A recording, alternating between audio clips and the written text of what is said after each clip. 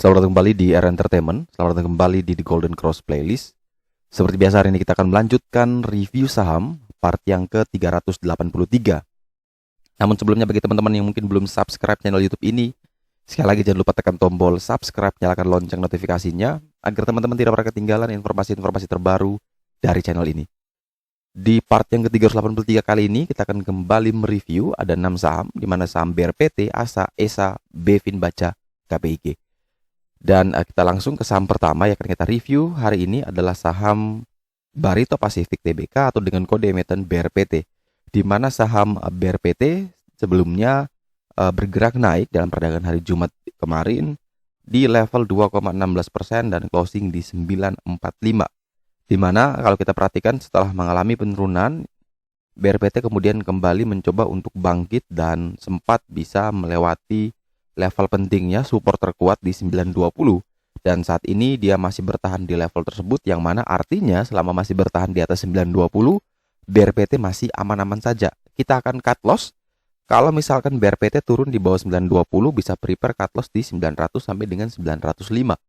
Dan target kenaikan misalkan yang sudah punya barang, next target ke 960, target terdekat, next target ke 1010, dan target jauh adalah ke 1145. Tapi kalau yang belum punya saham BRPT, maka teman-teman bisa pertimbangkan entry selama dia masih bertahan di atas 920, maka bisa dipertimbangkan entry 920 sampai dengan 930. Semoga bisa dapat kesempatan di area sini. Kalau memang dia turun dulu tapi kuat bertahan di 920, maka bisa diambil dengan range seperti ini, 920 sampai dengan 930 dengan batasan cut loss seperti tadi di 900 sampai dengan 905. Dan target kenaikan dari 960, 1010 sampai dengan 1145. Kalau diperhatikan dari broker summary, memang jelas di sini broker summary-nya bagus ya. Volume structure bagus, jadi masih ada potensi kemungkinan dia bisa terus naik, tapi harus diingat juga bahwa dari history menunjukkan bahwa BRPT ini ketika naik selalu sering membuat yang namanya shadow ya. Jadi ketika dia sudah naik mendekati resisten, ya kalau memang sudah rasa itu cuan, mending di taking profit dulu, karena takutnya dia hanya membentuk shadow ya, naik gede setelah itu turun ya. Nah, ini yang kita tidak mau ya. Harusnya kita bisa TP di sini, ternyata dia turun kembali. Nah, ini bisa diperhatikan, ini banyak sekali candle-candle yang seperti itu. Jadi dengan karakteristik seperti itu yang kita bisa pelajari bahwa ya sudah, kalau memang sudah waktunya naik dan kita rasa sudah cukup profitnya, ya di taking profit saja. Tapi kalau masih kepengen biar dapat lebih maksimal, ya dikawal dengan trailing stop saja. Siapa tahu dia tidak turun lagi nih, malah terus naik, ya sudah, kita masih aman karena trailing stop itu ada. Tapi ketika dia berbalik arah, tentu dengan trailing stop tadi kita sudah bisa mengamankan modal kita. Berikutnya kita punya saham Adi Sarana Armada, di mana saham ASA sendiri ditutup minus 3,7% di harga 3.390. Dalam perdagangan hari Jumat kemarin memang ASA cukup tertekan ya, pergerakannya mulai dari opening di 3520 cuman sempat naik ke 3550, dan setelah itu dibanting, turun sampai ke 3360, dan akhirnya bisa bertahan naik tipis di 3390 atau minus 3,7%.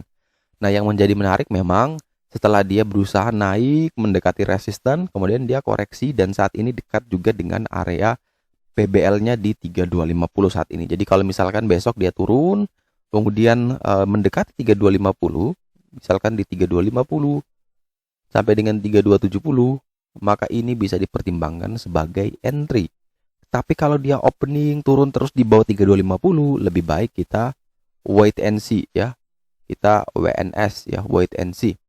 Tapi kalau bisa bertahan kuat di 3250, ya sudah, ini ambil range buy di sini.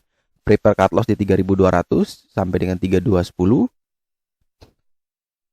Kemudian target kenaikan adalah menuju ke 3600, 3800 sampai ke 4000. Jadi disesuaikan nanti besok kira-kira ASA mau seperti apa. Semoga dia masih koreksi lagi, tapi koreksi itu mentok di 3250, jadi kita bisa ambil di sana dan bisa prepare untuk batasan cut loss dan untuk target kenaikannya.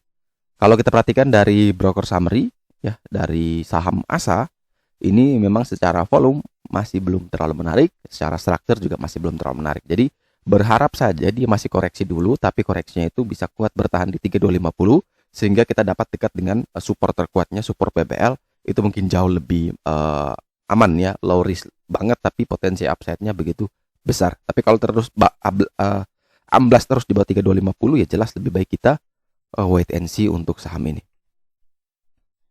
Kemudian next adalah saham Surya Esa Perkasa, di mana saham ESA begitu meyakinkan naik 16,12% di harga 360 dan berhasil melewati area PBH di 332. Jadi kalau yang di TGC harusnya ketika tahu PBH di berapa, breakout ya buy on breakout PBH, dan tentunya next target untuk ESA terakhir di 370 ya.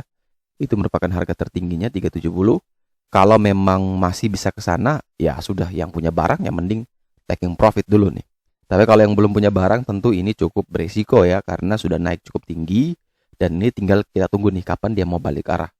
Oleh sebab itu yang belum punya saham ini lebih baik wait and see dulu ya, kita cari titik entry yang lebih menarik ya. Kalau yang sudah punya barang tentu tinggal dikawal nih. Tapi kalau yang belum punya ini memang cukup beresiko kalau misalkan kita nekat mau ambil. Nah, secara daily tadi kita lihat bahwa memang upside-nya itu sudah mentok di 370 saja.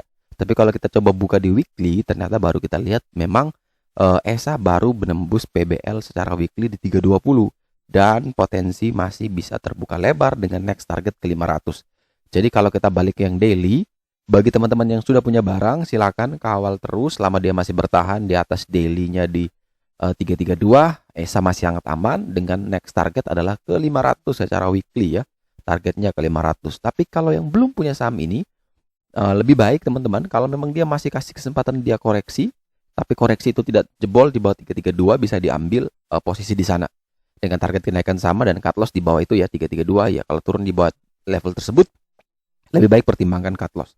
Tapi kalau malah dia naik terus ya, ESA malah terbang terus, maka teman-teman bisa pakai level ini nih 370 untuk buy on breakout. Itu kalau memang dia bisa tembus ya.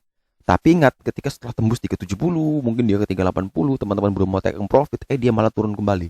Turun di bawah 370, ya prepare cut loss. Ya prepare cut lossnya 362, 364, ya udah wajib untuk dilepas dulu ya. Jadi tinggal lihat situasi dan kondisi, kira-kira ESA mau bergerak seperti apa besok.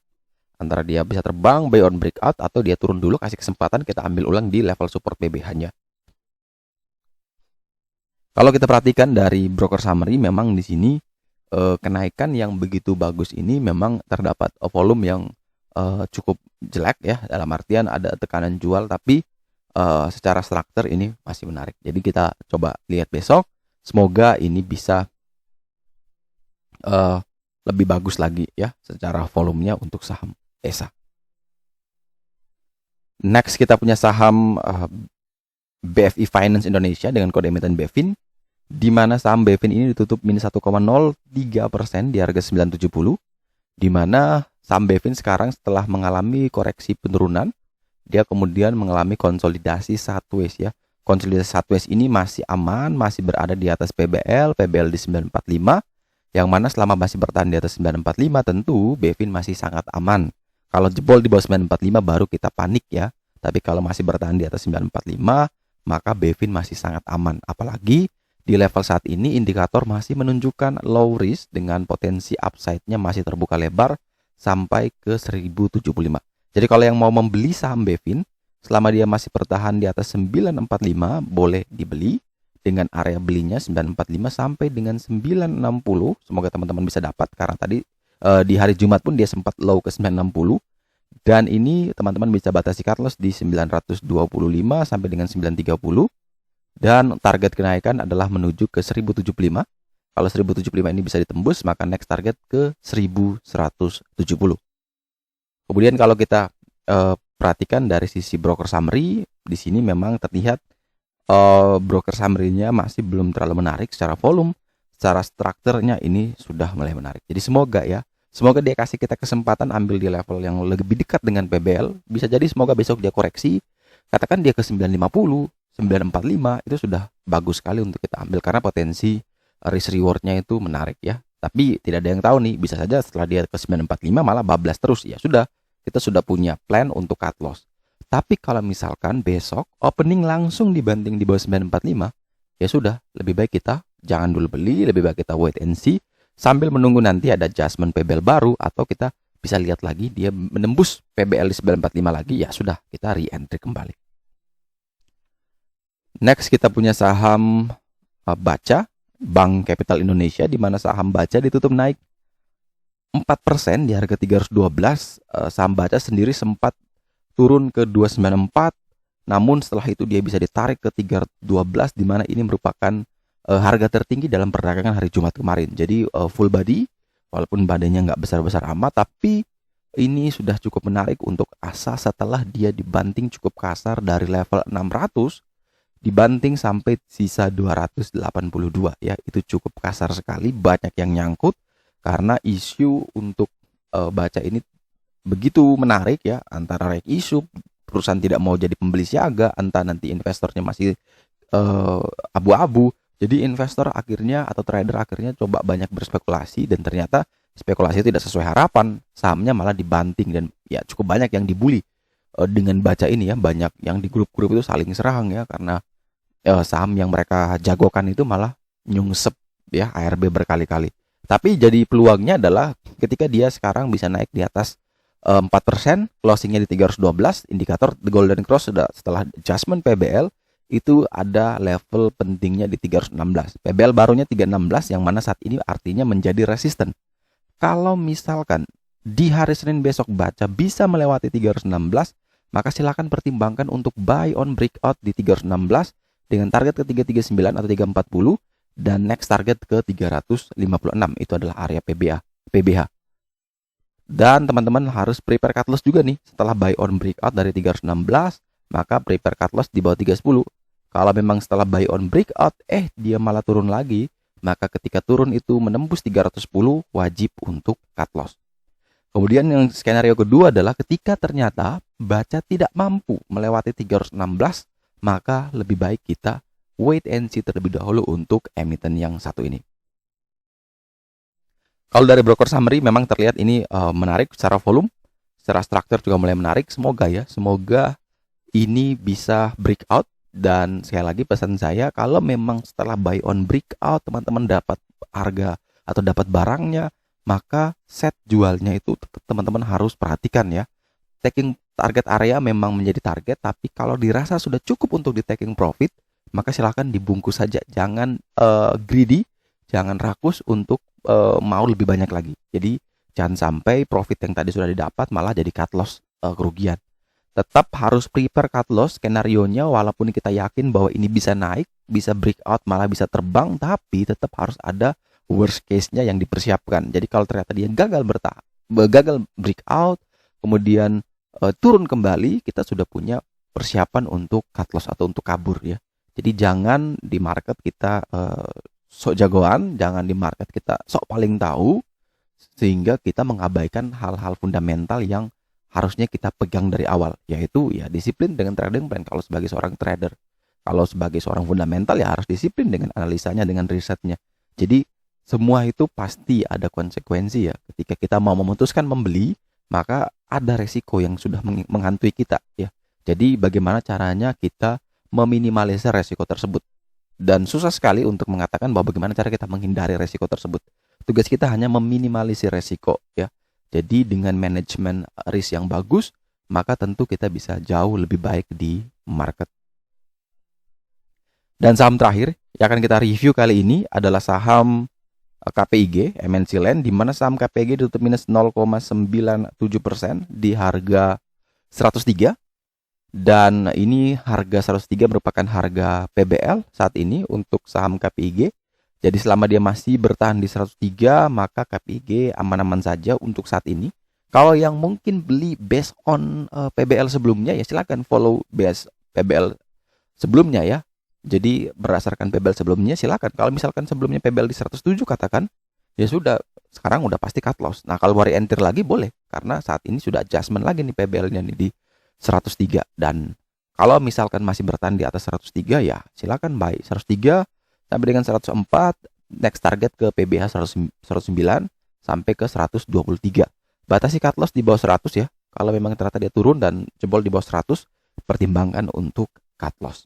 Kemudian dari sisi broker summary terlihat di sini memang saham KPIG secara volume mulai menarik, secara struktur juga mulai menarik. Jadi Perhatikan betul level support terkuatnya 103. Kalau bisa bertahan silahkan ambil posisi buy, tapi kalau jebol di bawah itu lebih baik wait and see. Tapi kalau misalkan beneran dia bisa bertahan, kemudian naik katakan ke 106, 107, setelah naik ke situ langsung dibanting lagi di bawah 103, maka prepare untuk persiapan cut loss. Ketika terus jebol ke bawah 100, ya sudah, kita wajib untuk disiplin dengan trading plan kita untuk melepas atau cut loss dulu saham ini. Oke, sekian dulu review saham part yang ke-383 hari ini. Terima kasih banyak teman-teman yang telah setia menonton. Sekali lagi jangan lupa like, subscribe, dan share agar semua informasi yang dalam video ini dapat berguna, bermanfaat, dan tentunya bisa menjadi panduan trading di keesokan harinya. Sekali lagi terima kasih banyak, sampai jumpa dan semoga membantu.